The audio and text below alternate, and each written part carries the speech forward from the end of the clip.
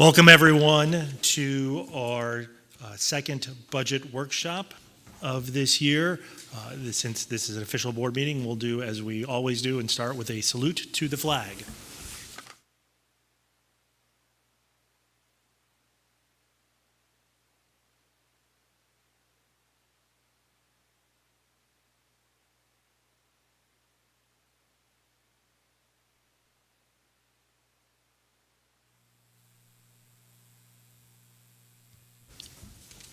Okay, welcome, as I said, to everyone to this budget workshop, the second one. Before we get started on substance, noted that the minutes for the first budget workshop were actually appended to the committee, the minutes for the Finance Committee. So I wanted to, before we put that on the consent agenda for approval at our next full board meeting, monthly board meeting, I should say, wanted to give everyone here an opportunity if they had any comments on the minutes. Okay, seeing none, Mr. McDonald, I think we can move those forward to our next monthly meeting at the end of April for approval on the consent agenda. So with that, we will now start our second budget workshop. Traditionally, this budget workshop is about expenses on the expense side of the ledger, and the administration will go through a deeper dive into that expense side and how that the details on how that makes up our budget. In addition, these past couple years, we have also taken this opportunity to talk about staffing for this meeting. So we'll be talking about both of those topics. There will be opportunity for board questions and comments after the presentation, and also public comment after the or questions after the presentation as well. So with that, I will turn it over to Mr. McDonald for the presentation. Thank you, President Kontorsek. We're going to start with the timeline, and we are in April.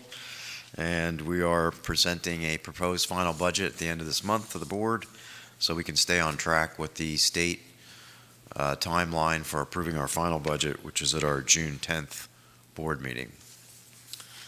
This budget summary on slide 3, we've looked at each meeting. It's a little bit different than what we've seen in the past. We did some adjusting, and we've knocked the number down a little bit as far as the deficit goes. So we've included everything up until this point, except for some of the things that we're going to talk about this evening that'll be represented in the budget that we bring you at the end of the month in the proposed final.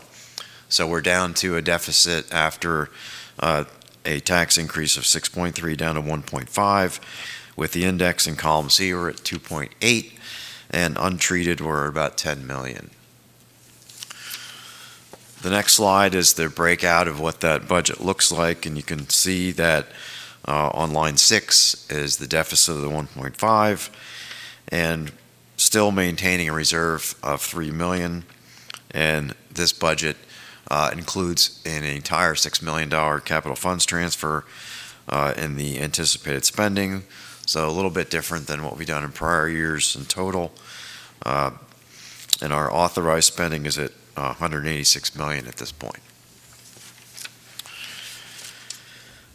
Budget development slide that we've looked at past meetings. Not too many changes here, but we will go through these individually. I have some folks at the table with me tonight. They're going to take some of these individual items and explain those. And then we also have a kind of a corresponding budget driver slide later in the presentation that ties into some of the numbers that we're going to look at here. I already talked about the capital funds transfer. Also included in this budget is additional debt service for some of the bond issues that we talked about earlier in finance, and we are going to be talking about that at our next Finance Committee meeting.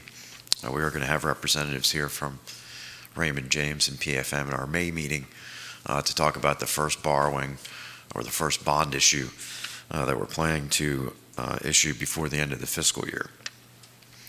So $8 million really in our budget with the capital funds transfer that would be kind of additional monies that we aren't typically budgeting So when you look at the overall increase for our budget, these are obviously large impacts to the budget. And then we're going to turn it over to Nicole Roy and Chris Groppe to explain the $1.6 million in special ed budget increase. And then Dr. Simondera is going to talk a little bit about the technology budget increase. And then we'll get into the staffing slides.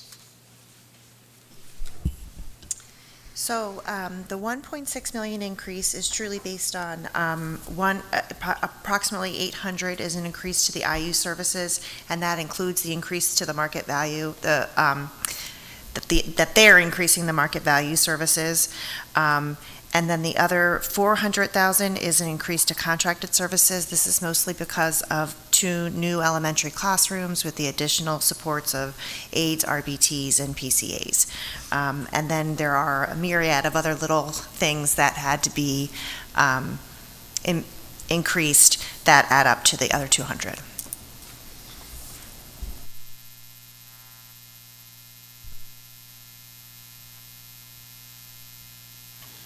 Okay, so the technology increase, there's 3 main drivers for the approximately $1 million increase on the technology line. The first is teacher laptop replacement.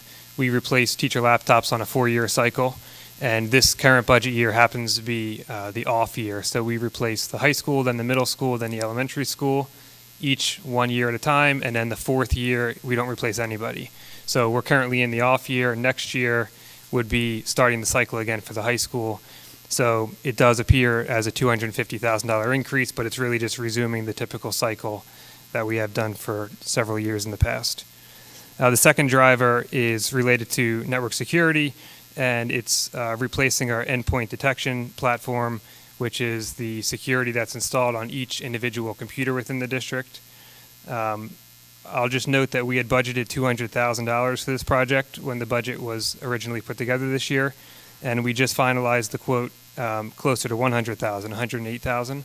So we were able to bring that in about $100,000 under what was originally anticipated, and that's not reflected on the slide. So that $1 million increase, you could say, is down to $900 at this point. And then the third main driver is our backup solution, which is a critical component used district-wide to recover our data in the event of anything being lost or corrupted, including if there's some sort of cyber incident. Obviously very important for any organization of our size to have. We have budgeted $400,000 for that project. It's a 5-year project, and there's no recurring costs, so it's all a one-time cost with nothing annual after that. We've not finalized that project yet, so we're hoping to come in, under like we did on the previous project, but it's too soon to know. I can say for now that there's no reason to think it'll be over the 400, so I think it'll be 400 or lower. Okay, thank you. Do you want to touch on any of the staffing pieces on that slide too? We had 3 special ed teachers, 2 speech pathologists, 1 EL teacher, and 1 school psychologist. I know Dr. Stevenson's going to cover it, but I thought maybe you want to add some. And we did cover it at the Education Committee meeting where we talked about 2 teachers for the 2 new classrooms at the elementary level, an additional high school teacher because of enrollment, and then the 2 speech therapists are ones that we feel can now have a full load, and we don't have that chance of maybe giving it back to the IU. We feel like we have enough students in each of those programs to be able to hire from TESD. Great, thank you. The teacher retention bonus per the CBA is also included in this budget, and we did get our second look for healthcare just this week, actually. Numbers look better than they did for the first look, so that's encouraging. Medicals down to 5%. RX is down a little bit from what we looked at in first look. Dental, unfortunately, is up from the 10% that we looked at previously. So overall, I think we're going to be able to come back with the next iteration of the budget at the end of the month with a reduction of about $300,000 in addition to what Dr. Simondera said of the 100. So we're looking at a $400,000 approximate decrease in the overall budget that we bring you at the end of the month. So I'll now turn it over to Dr. Stevens, who will go through the enrollment and staffing slides. Yeah, Ms. McDonald, I'm going to talk about the enrollment slide and then Okay. turn it over to Dr. Stevenson. Alrighty, thank you. So on page 6, you can see the October enrollment, October 1 enrollment history going back to 1975. We'll just focus on really the more recent years. You can see that in 2018, 2019, we saw a very, that was our peak of enrollment. And then with the pandemic, potentially other factors, we saw a decline of enrollment, but it was remaining high and rebounding. I know that the October 1 enrollment here is listed in this year, in October 1, 2023, is 6904. And since then, we take today's enrollment, it's at 6954, which is a significant climb in enrollment since October 1. We saw a similar climb in enrollment during last year's enrollment year, but that at the moment places is at the third highest enrollment level on this page. So I think it's consistent with what we've been saying, that our enrollment has been high and stable, and in fact could potentially even be rising.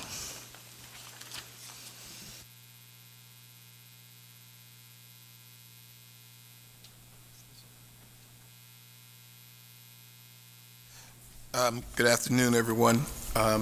Following up on Superintendent Gusik's explanation about enrollment, as we look at the staffing for the next year, what you will see that there is a call for a 5.9 increase for staff, which correlates with not a need for a core teachers increase. However, just following up on what Ms. Roy explained before, there is a need for growth in certain areas. Number one, for our elementary, there is a call for 2 special ed teachers, 1 speech therapist, and 1 ELD teacher. At the middle school level, there is increased need for 1 speech therapist, but at the middle school at the same time, there is a decrease because of our numbers and needs of 1.1 in the core area. In the high school, there's a request for increase of 1 special ed teacher, and for the district, there is for 1 psychologist. And so as you look at that piece, because of the middle school's decrease of 1.1, our total net increase would be for 5.9 as a total for the district for the projected for next year. As we look at the overall, aside from the professional staff piece, we look at the other positions, administrative on down to our support staff. We are requesting no increases in those other areas. And as you look at line 11, the special ed, aid, para, you see a -1. That is because those are the regular ed paras and special ed paras that are outlined on this chart are those who decided when there was a change for paras to be outsourced. Those are the ones who had the option to remain under the TE agreement. So that with this retirement, it has a decrease. However, that will be absorbed because that position will still be need for for outsourced vendor.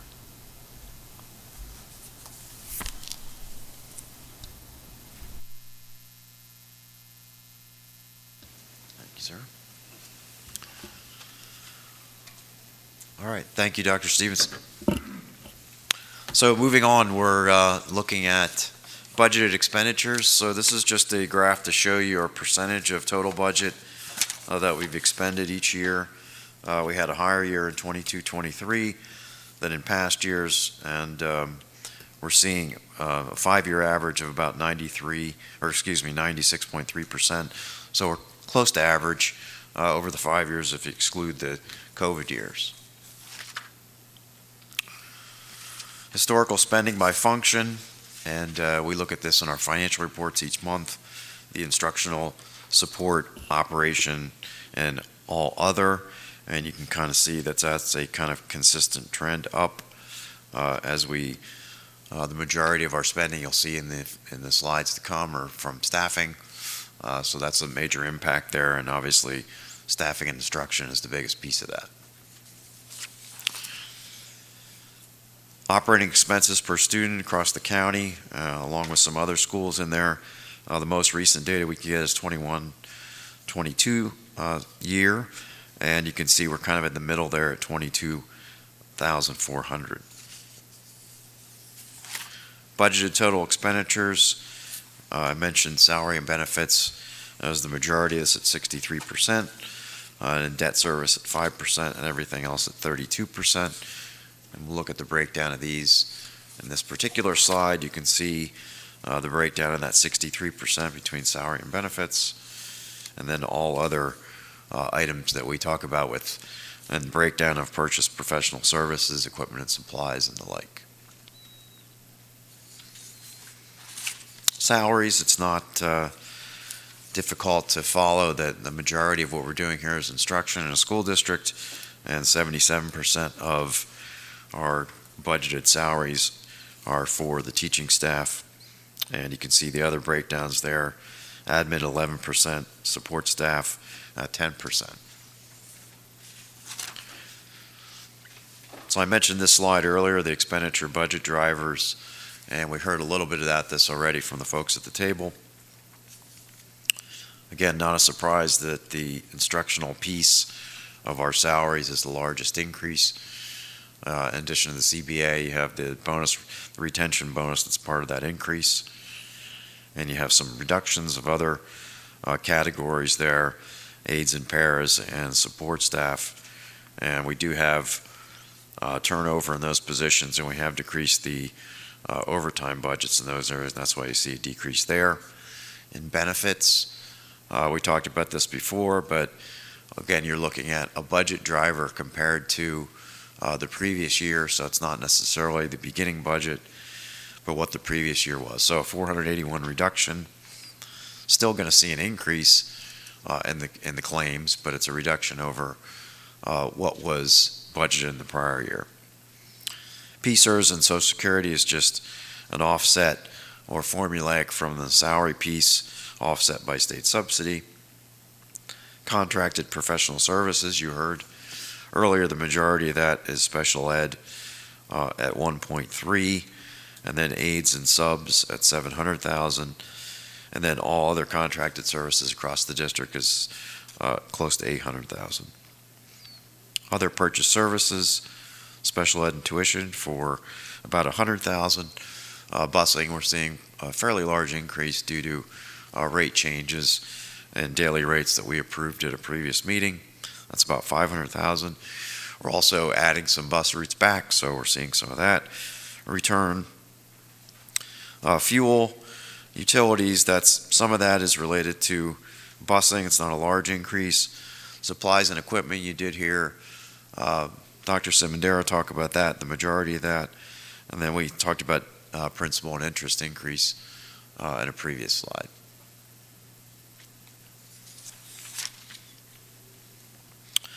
Benefits, PSERS of the retirement system and Social Security, that's the biggest piece of this, obviously, and then healthcare for the employees coming in about 30%. We've seen this slide before. This just shows you the impact of the required contribution that we need to make to the state to fund the retirement system. As a piece of that, there's three funding pieces. One is what the district provides, what the employee pays in, and third, what the earnings are from the fund. That's how it's supported. You see the impacts of the current year and then the projection going out. Healthcare, this is shows you where we've been historically, and we're trending down, which is a good thing.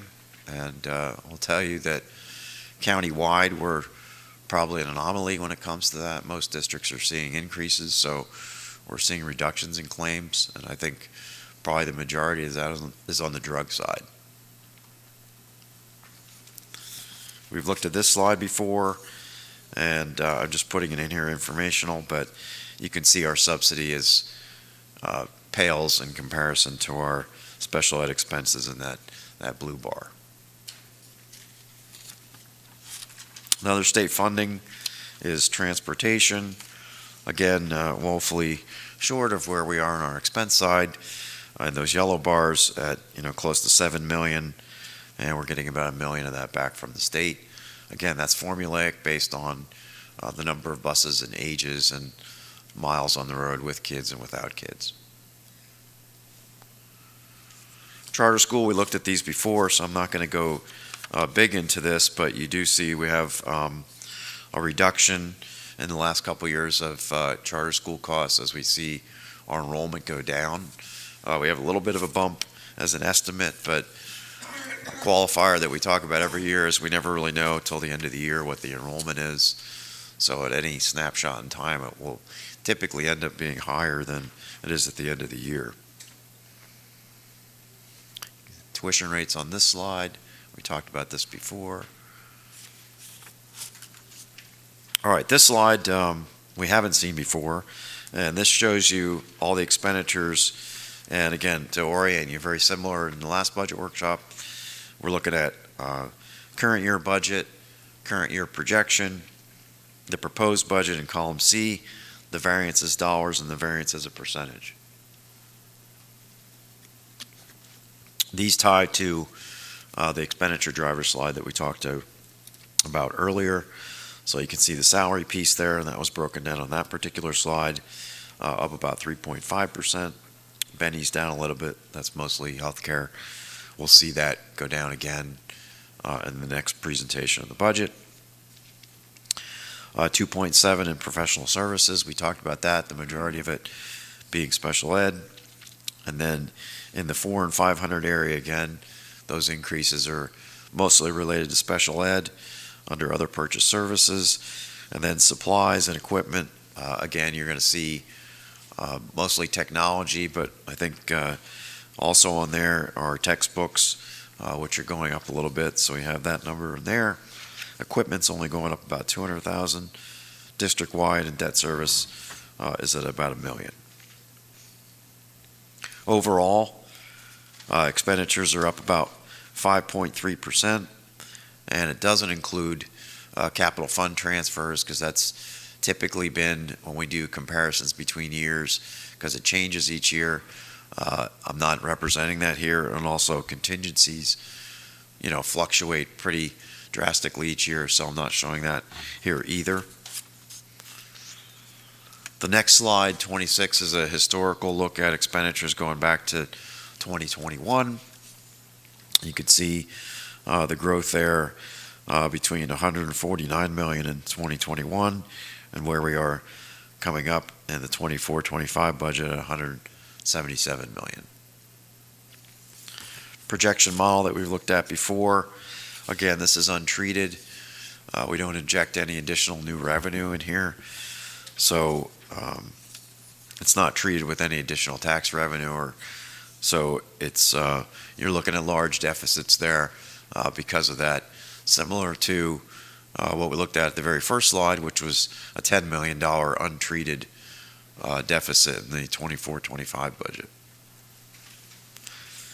These are some of the assumptions that go along with the expense side of the projection model, and those are averages that we use when we build that projection model. And obviously the actual numbers are a little bit different, but we take a look back over 3 to 7 years as trend, and that's where those projections come from. This is an estimate of where we're going to be in 23-24, end of the budget year. We're still looking at a small deficit of about 155,000, but it's trending in the right direction each time we look at it. And we talked about in finances, we look at the encumbrances and we release those, and we look at our final expenses. Those numbers will get a little bit better as we release some of those contractual obligations. We do project that we're going to be in the black by the end of the year. And you recall, we do have a capital funds transfer built into this budget of $5 million. Fund balance in here just for informational purposes. No changes in this particular slide since the last time we looked at it. Same as the percentage of the budget going down and from previous years. And then contributions to the capital fund from the general fund. 5-year average is about 4.8. And you can see we've just ramped that up in recent years in 17-18 because some of the projects we've been doing require additional capital funds, mostly the high school renovation and addition project at that $40 million in addition to our infrastructure projects. So if we stay at the average, we're close to what we have in the budget now at $5 million. And you recall that we talked about capital funding of reaching a level of hopefully $6 million going forward. So we want to see that average increase. That revenue for that obviously comes from the majority of our revenue stream, which is tax dollars. So in order to have a capital funds transfer of $6 million in the budget, in addition to additional $2 million of debt service, you would need to produce revenue to be able to fund that. Entity-wide deficits, you'll note that we have deficits each year, mostly because of the capital fund contributing to that entity-wide expenditure. Even though we may end up with a surplus in the general fund, we're still having expenses on the capital side that are driving those deficits. The slide we've seen several times. This is the representation of the Act 1 tax rate along with the referendum exceptions that we've been approved by the state to increase taxes by that little over 1%, which brings us to the 6.311 as the maximum authority of the board. This is just a slide showing you the different rates of taxes, and to show you that a tenth of that percentage is about $135,000. Historical slide showing where we've been and what the indexes are and what the tax rate's been for the last 5 years. It does show you exception revenue. It doesn't show you what we've been approved for, but it does show you what we've taken as far as exceptions. We've seen this slide before, and average taxes paid by residential taxpayers in Chester County, and those districts that have an earned income tax, and the ones that don't, like us, are on the high side of that. This is a slide that I borrowed from the IU. They present this typically when they present to their board and the superintendents, and you'll see where those districts are as far as earned income tax collections in those particular districts. Equalized mills, something the state uses in their funding model for basic ed, and you can see we're down at the bottom in equalized mills when you look at us county-wide. In addition, there are some other schools in here, but the average for Chester County is at 19.3, and you can see we're at 13.3, so quite significantly lower. We looked at this before when we talked about revenue, but this is a 10-year look at what, if you equalize the assessed value over those districts, well, how much would they have paid in total property taxes, and we're at the low end of that spectrum. I put the property tax rent rebate program in here for informational purposes in each of our budget workshop presentations, and this has changed a little bit, and the changes are represented on this slide, and there is a website there if anyone wants to go out and check out that website. Key dates coming up, the end of the month, proposed final budget to the board on the 29th, and we will have some meetings in May prior to the June 10th meeting where we will adopt the final budget for the 24-25 year. That ends my formal presentation. Certainly welcome your questions. Thank you, Mr. McDonald. And just to clarify on this, the dates here, I mean, we will have, some finance committee meetings as well where potentially the budget can be discussed depending Correct. upon how we set those agendas. And those are not included here, so. Yes. Okay, great. Thank you for that presentation. Lots of details to absorb in a relatively short period of time, so I will turn to the board and see if folks have any questions or for Mr. McDonald or any comments in general about this presentation. Yes, Ms. Teedy? Just a couple of questions. I think I heard Ms. Roy correctly, but just to make sure I did, on page 16, there's like approximately a $1.2 million increase in some of the contracted services. Is that reflective of the 4.58% market increase that Dr. Fiore just told us about?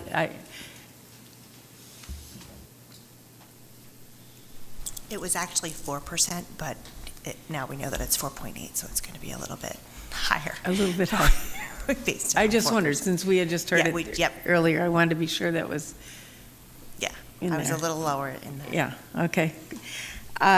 Then on page 17, the costs for budgeted benefits, the 57% in terms of the PSERS cost, that's the gross number? Because isn't it, somewhere else it Right. looks like it's 11.8. sorry. So we get half of that Correct. back eventually. Right. Yeah, on the Okay. previous slide, I think there's a So notation of that. Earlier, it says 11.87, and that wasn't making sense to me with the 41, but then I realized you probably were Yeah, talking about the gross amount that we pay initially, that's correct, yep. only to be reimbursed 50% Yeah, of this that is later. not netted. This has to be grossed up because it's the authorized spend, and we need Yes, that in the budget, right? Okay. And then on page 25, when it talks about the $984,000 in line 832-912, the debt service, is that also anticipating that we're going to have a bond issued before the end of the school year that you mentioned earlier? Right, and you, I That don't know would if be the you're, debt service on new. right, and it's going to be phased in. I don't know if you remember them Yes. talking about it, so we're seeing, a phase into that debt service, so it's not all impacting immediately. Right. So it I won't remember we impact the talked year we're about in. whether that was good to start out with a larger amount even than we had first thought of because of the rates being what they were. Right, we're still planning to do that, and I'm going to bring that to the Finance Committee next month, but we're like in the Watching it, $40 yeah. million range of what we're looking at for the first bond issue. Okay. But that is the anticipatory number that you would have in there at that point. Okay, thank you.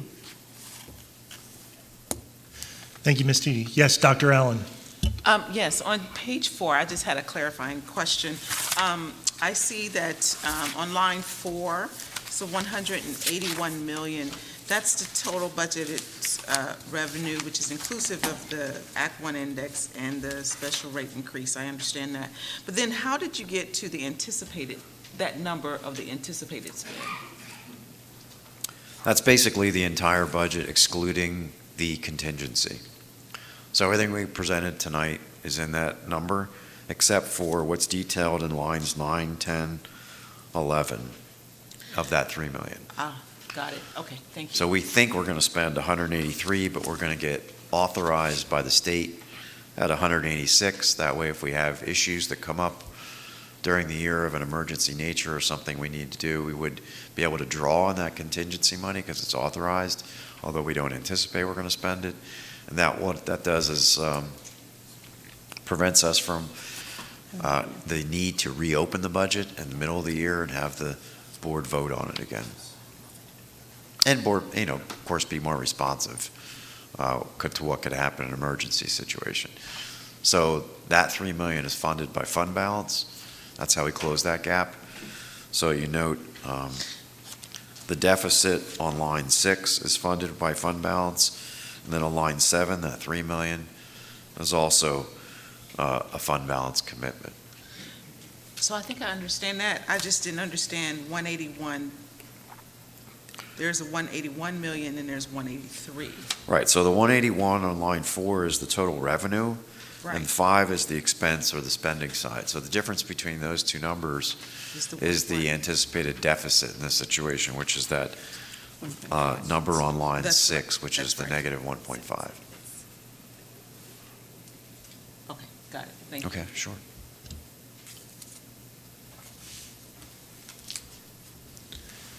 Any other questions for now or comments from the board? Looking around. I had one, maybe more. We'll find out. So back to slide 16, which the expenditure budget drivers. We have supplies and equipment, a little over 2 million. I think that we accounted for about 1 million of that in technology. Could you talk a little bit about, or is there a way to describe what the other 1 million is associated with? Right, some of that I said was textbooks, Okay. which is reported as supplies, and then the remainder of that is supplies district-wide, including technology supplies. So even though I think Mike touched on some of the bigger things, there's also supplies that were included in that weren't part of like the total increase. So there is a difference when you're looking at anticipated spending in this year compared to the budget. So there is some increases there.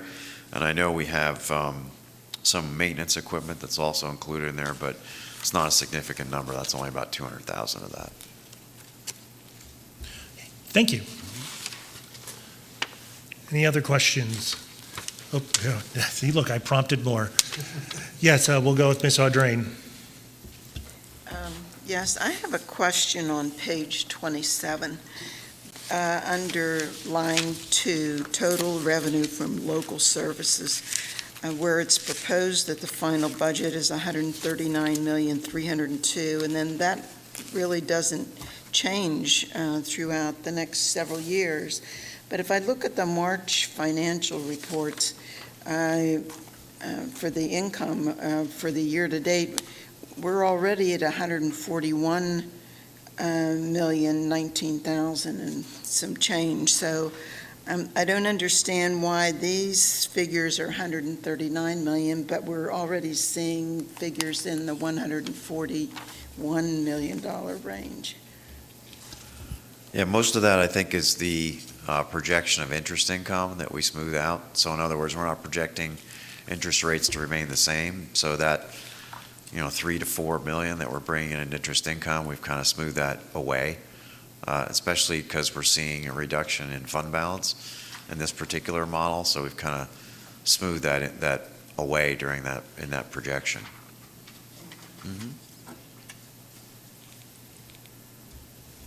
Okay, Dr. Singh, did you jump? Going back to the technology aspect, so the computers are on a 4-year cycle. Is there a particular reason that number is chosen 4 years? Is it a hardware issue? Is it the running programs that are not compatible? What is the basis behind a 4-year $1 million upgrade? Just to clarify, it's not $1 million for the teacher laptops. It's $250,000 for the teacher laptops. But the reason for the 4-year cycle, that's the balance point we found between maintaining one device versus spending more money to maintain a 4-year-old, a 5-year-old device now versus buying a new one. So there's a tipping point when you spend more money or have more time with the teacher without a computer because their machine is breaking down. That balances against when it's time to buy a new one, and that's how we arrive at that 4-year cycle. It also matches the level, the amount of time students spend in a level, right, on the student side. Right. Is that right? But yeah, specifically we're talking about the teachers here. But we do the same, that's a good point. We do the same for the students, 4-year cycle as well. Okay, thank you. Any other questions from the board? Okay, seeing none, looks like it's time for public comment on the expense side of the presentation, expense and staffing side of the budget workshop presentation. So do we have any comments from the public?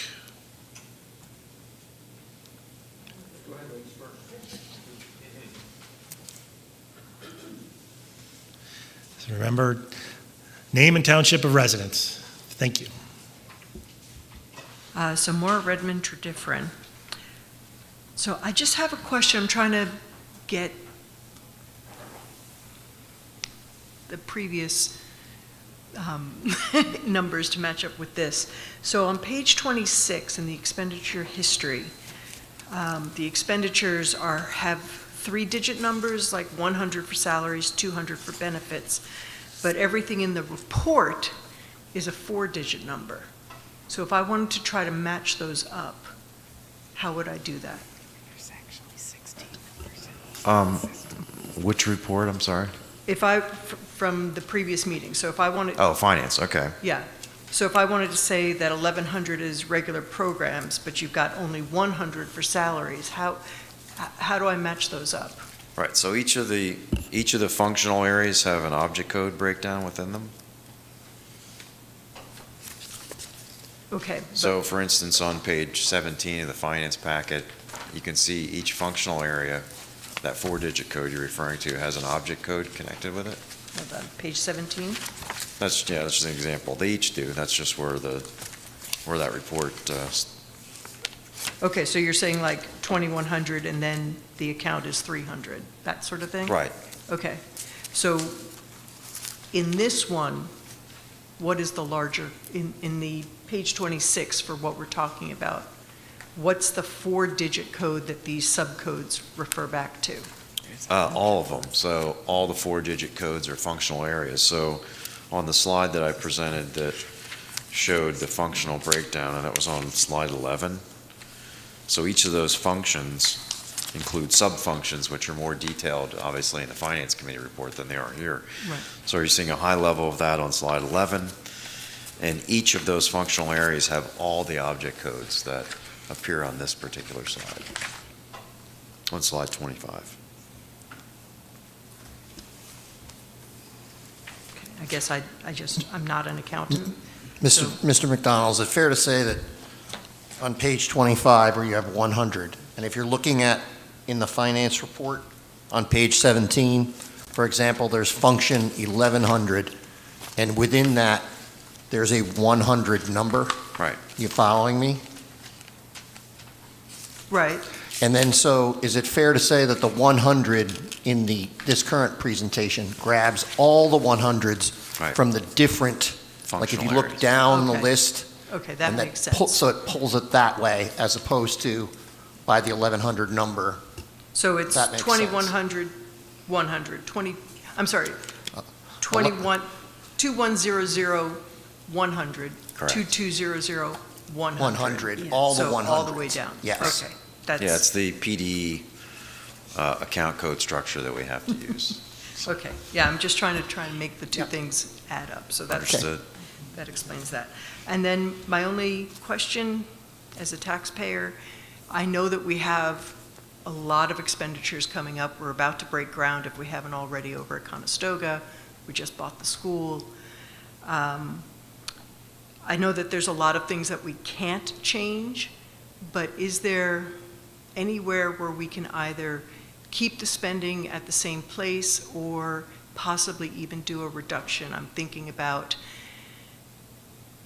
next year, do they need to buy more cameras? Do we need to have more general, I mean, I don't want to hurt the children, but by the same token, like, are we increasing supplies when maybe we could hold steady and save a little bit of money in that regard across the board? You know? Thank you for that. I mean, as I think is somewhat apparent from this presentation, a lot of our costs are associated with staffing, Right. which we detailed why we were presented why we needed those additional staff.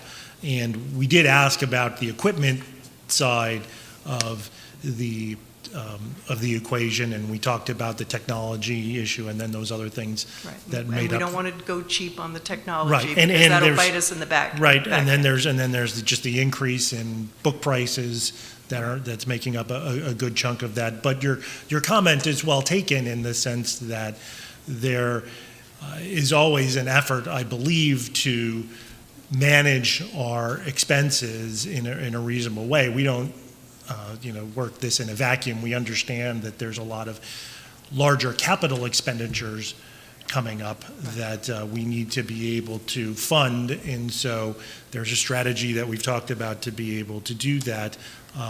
And so we're sensitive to that, and we're cognizant of that, and we do try to keep those other expenses in line, although a lot of them are enrollment Fixed. and/or staff-driven. But I do want to also add that this is a budgeting exercise. And it's a budgeting exercise that is an attempt to figure out what those expenditures are going to be essentially a year to 18 months from now. And in my time on the board, I found that the administration has done a commendable job of understanding that, okay, well, here's the budget that we had, but they try to save money and funds where possible during the year so that redounds to the benefit of the actuals when it comes to it. And so the hope also is that with now budgeting the capital fund contribution within our actual budgets, as opposed to putting in contingency and basically hoping and praying that it comes into existence, that we'll be able to have a clearer picture at the end of every year as to how that's playing out. And if, to the extent that there are savings that we have realized over the past year in terms of expenditures, perhaps that can translate as we move forward into future budgets.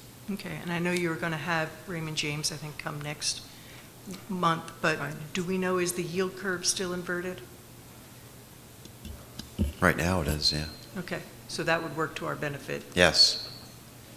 Okay. That's why we're looking at the larger number. Right. Okay, thank you. Thank you.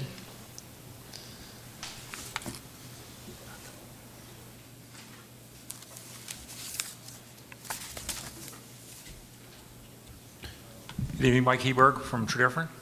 I guess my first question, and I guess I should ask all my questions and I'll get answers, is that how this generally Yes, that works? would be best. Okay.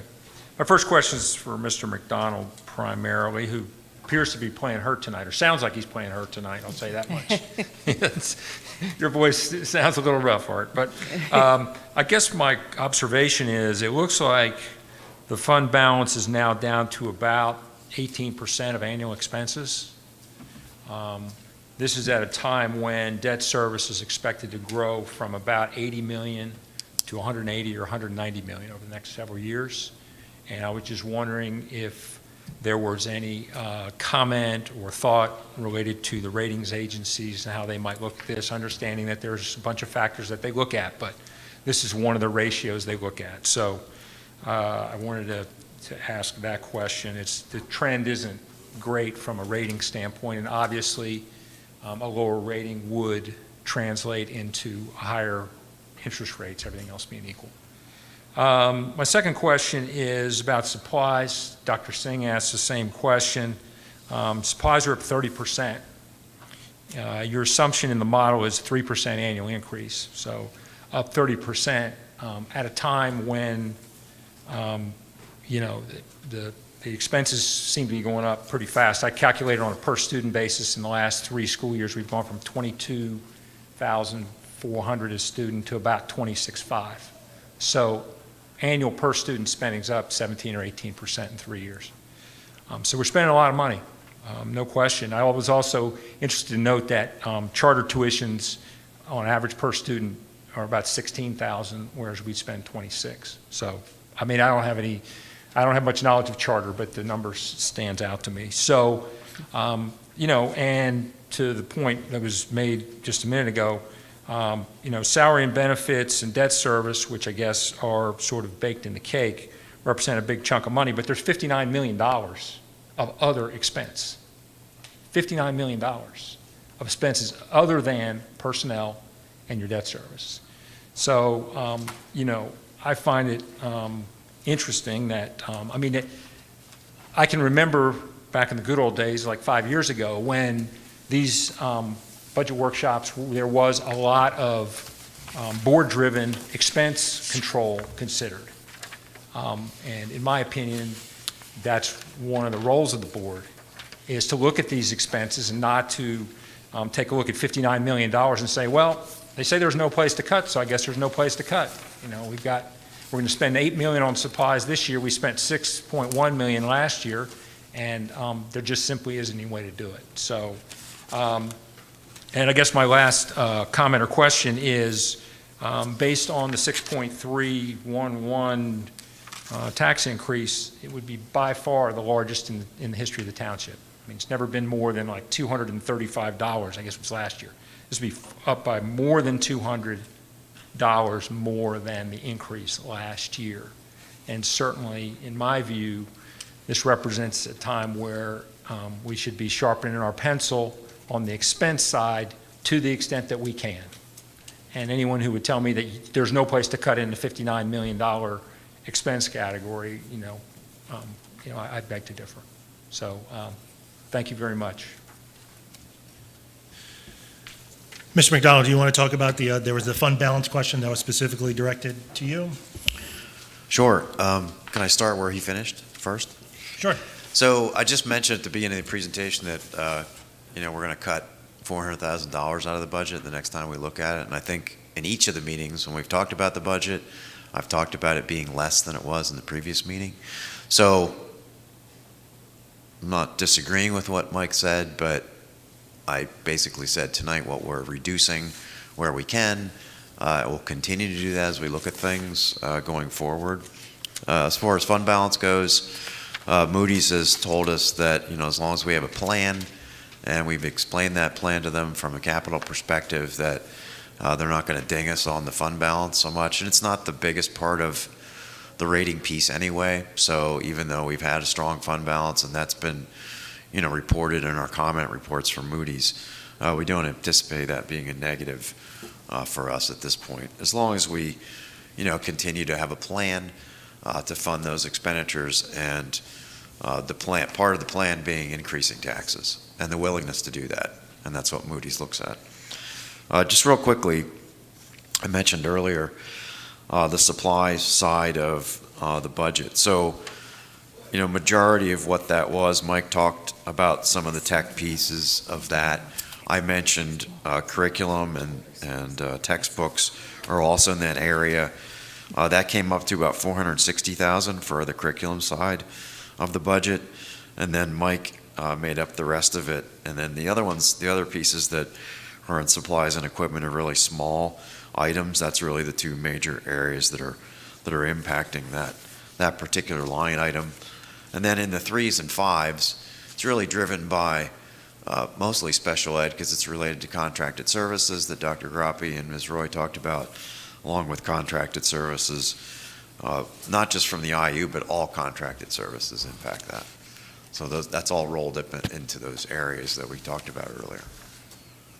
You had a question about charter school tuition. Mm-hmm. I think that in part, the standard tuition for charter school is different for regular education students than it is for special education students. Yeah, I was looking at the charter number. I mean, the regular education number was the number I was looking at. That's the number? It was 16. I don't know if we have any inkling as to why that's different.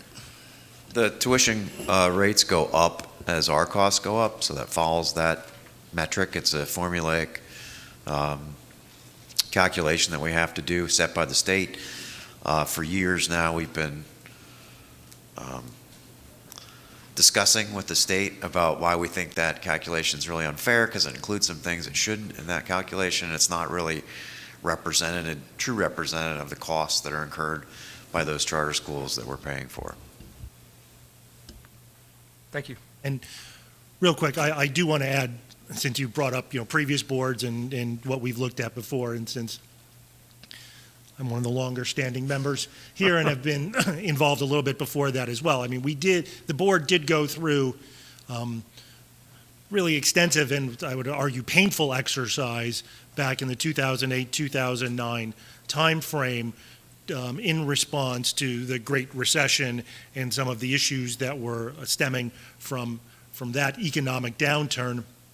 And it was at that time when there were a lot of items that were cut, but they were sort of the things that could be cut at that time, and then you're done, right? You can't go back and recut them. And so we sort of hit those fundamental things, and at that point, you're now, in which we started to look at, even after that, some potential additional cuts associated with other aspects of the program, which really did include fundamental educational program costs. And they were in either sectors related to language or to music or to other things.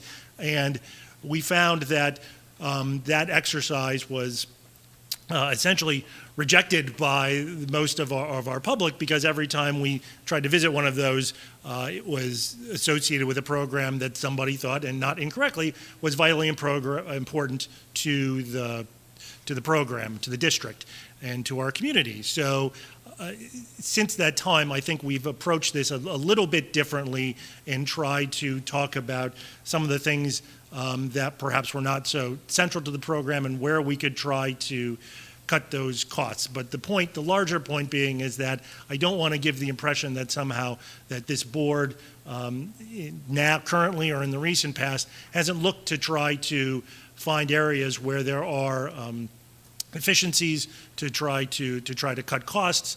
And it is something that this board looks at every year. It's becoming harder and harder to do that without really affecting aspects of the program that our community demands. I mean, it seemed like in the past there was often at least some options that were, and I'm not talking about 08, 09, I'm talking about like 17, 18, 19, whatever. It was, okay, these are the things that we could do. Right. This would make $1 million difference. This would make whatever it was. They weren't often, there was a number that weren't often taken, but there might be 6 options and the board chose to do 1 or 2 of them. But I think that just the intentional process of going through, okay, if we wanted to do this, then these are our options, to consider those and to make a decision about, okay, we understand what it would require in order to get the tax rate to a 2% increase or whatever, and we're choosing not to do that. I think the process of going through that for the board and for the community was valuable. And it doesn't seem like in the last few years that that's been happening. It's been more, and the staff, to Art's point, there have been some, good news on the healthcare. There have been various things that come through, obviously, in this process where occasionally you'll find, a win, obviously, an expense reduction or a revenue opportunity that doesn't come from raising taxes. But at the same time, I think it's a good process for the board to go through things that have some level of discretion and make a decision as to whether, this might be a place where we're just going to have to go from adding 6 positions to adding 3. And these are the ones that we wouldn't add if we decided to choose that option, whatever. That's just my point. So, thank you. Thank you. Any additional comments from the public? Okay. Seeing none, turn it back to the board. Any questions or comments? Additional questions or comments from the board? Yes, Dr. Hatinsky. I just had one clarification for, and then a comment from Mr. McDonald regarding the charter school tuition. That's not the same as our cost per student, right? Tuition rate is separate from that. Correct. Okay, so it's a lower number, and just want that to be clarified. And a comment.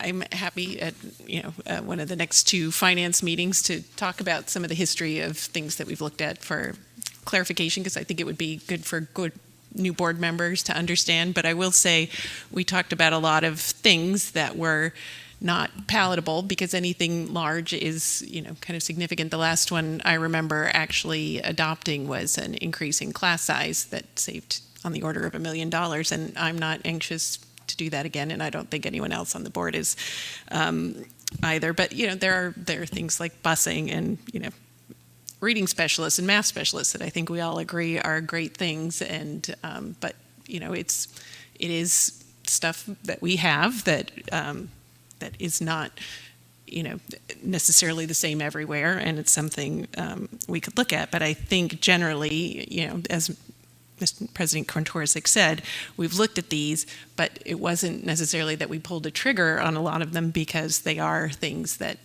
we felt would take away from the quality of the program and that the public was not happy to see happen. So, but I think it would be good to have a review of that at probably at the May finance meeting if we have time in terms of the bond discussion and all that. But that better May than June 6th, I guess. So we can put that on the table. Any other questions or comments from the board? Yes, Ms. Audrain. Yes, on page 25 under debt service, the proposed budget for the 24-25 of $9,376,218. That is untreated, and what I mean by that is the plan at this point is that if we borrow the more of the funds early and then invest that we're able then to offset some of that cost to borrow as long as we pay for those expenses within the time frame. Is that correct? Yes, that's correct. Thank you. Yes, Mr. Hong. Yeah, so I'm one of those new people to the board, so perhaps this is an easy question or one that's easily answered.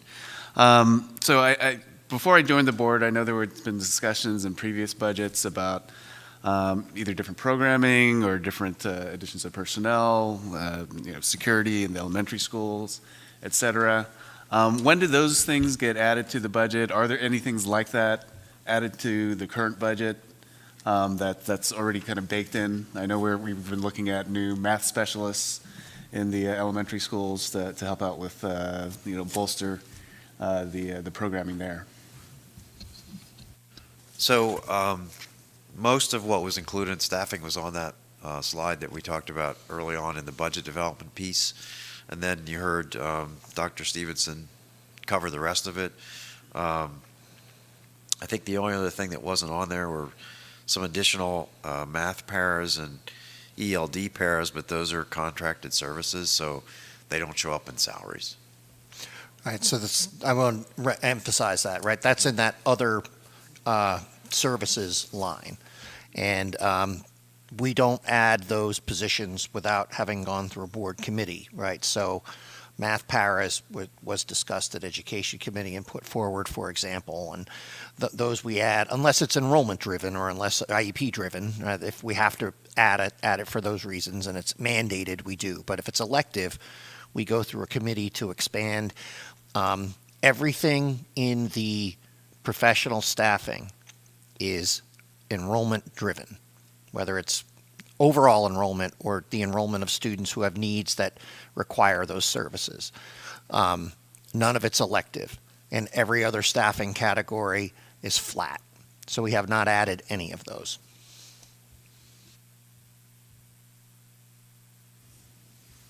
Any other questions or comments? All right, seeing none, before we adjourn this meeting, I would like to announce and make sure that people are aware that it's a good thing. For the second year in a row, the Association of School Business Officers has awarded us a Certificate of Excellence for budgeting and financial reporting. So I think it's appropriate to, it's a thing that the previous board really sort of pushed to be able to do, hopefully on an annual basis.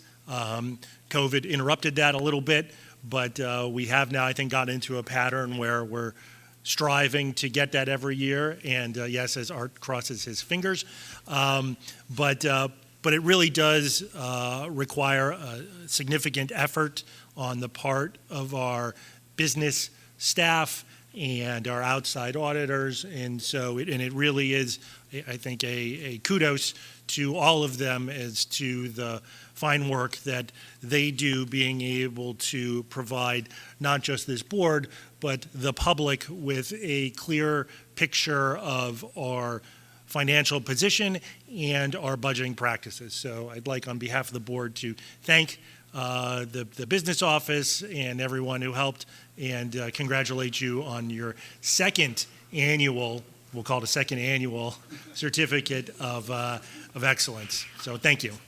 Thank you. And with that, I think that concludes our budget workshops for this year. As we said, we'll be continuing to talk about the budget itself, the 24-25 budget, at future monthly board meetings, full board meetings, and at our finance committee. So please stay engaged in the process, and we look forward to speaking with you all then. Thanks very much.